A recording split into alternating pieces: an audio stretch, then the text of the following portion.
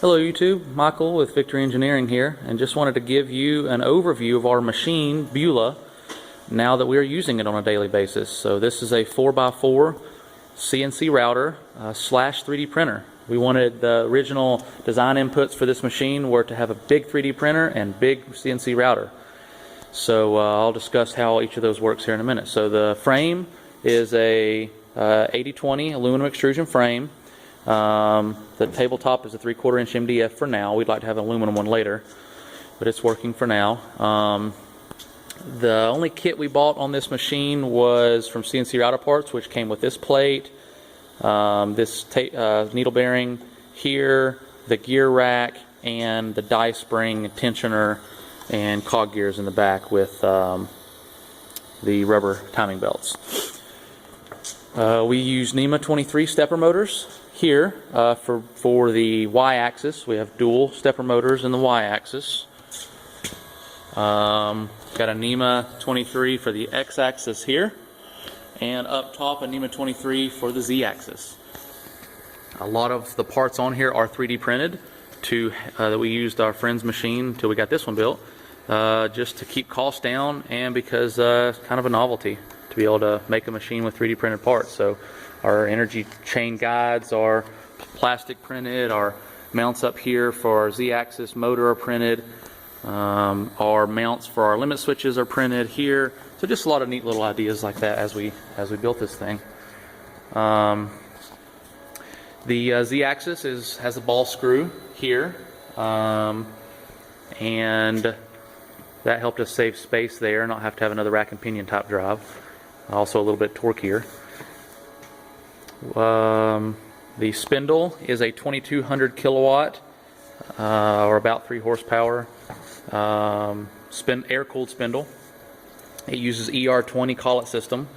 You can fit up to a 1/2 inch bit in that, maybe more in special cases, but that's what we use.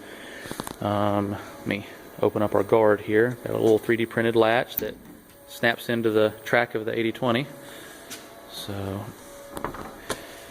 So yeah, here it is. We wired it all, fabricated it all, designed it. We designed it actually in CAD before we built this, and that took several months. Several months of iterations, and so the 3D printing aspect of it is pretty neat. We've got 2 NEMA 17 stepper motors here that push the plastic down, and then with our collet system, we have got, over here and get it out, got an attachment that we can put in there.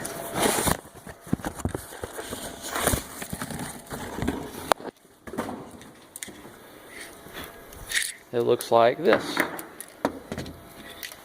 and this is a 1/2 inch shaft. It goes up into a 1/2 inch collet. These are our extruders.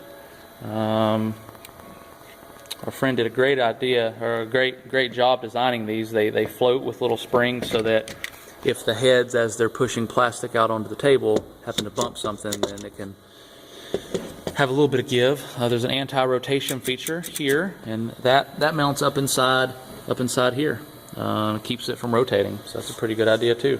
You just plug in these little serial port looking adapters and up here, and then now when we program the G code, we have X, Y, and Z for our first 3 axes. We have this stepper and this stepper, which is for dual extruders. That would be 4 and 5 axis. So it turns into a 5-axis machine that we have to program the CAM software for.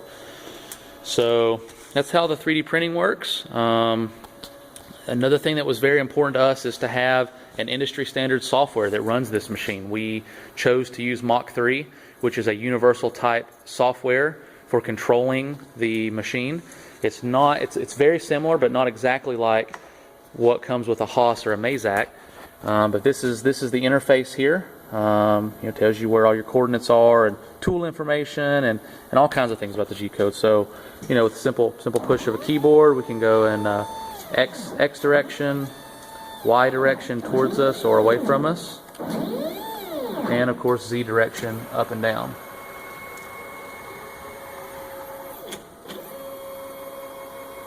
We also have a wireless pendant that we use, which is pretty handy. Looks like this. Turn it on. I think I can do this one-handed.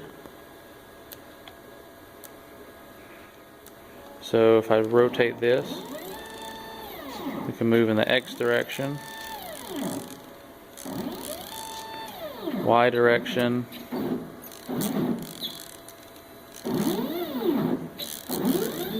or Z direction.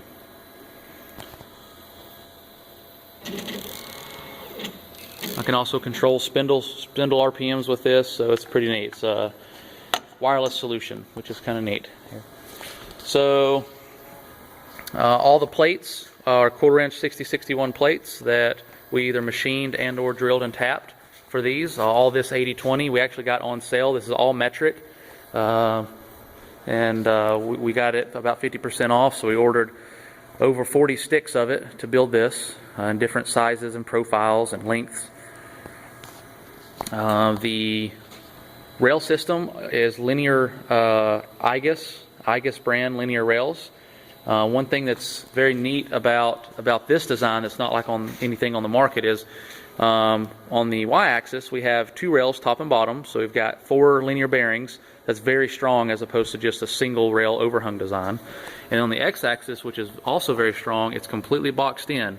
We've got 2 rails top and bottom on the back, 2 rails top and bottom on the front, and then 8 linear bearings to complement it. 4 on this side and 4 on that side. So instead of an overhung design that might deflect under high loads, this is completely boxed in. Pretty beefy. In the Z direction, we also have it completely boxed in. You can see an IGUS linear rail here, an IGUS linear rail here. We've got some custom clamps that we machined to fit in between them and clamp on our spindle. So the Z-axis is also boxed in and very strong. So I'll show you now the controls that control this, the brain, so to speak. First of all, the computer is just a Dell Precision T1500, Windows 7, Core i5, I believe, processor, 1 gig video card, nothing fancy. And then our control box that took us a while to get all the correct components.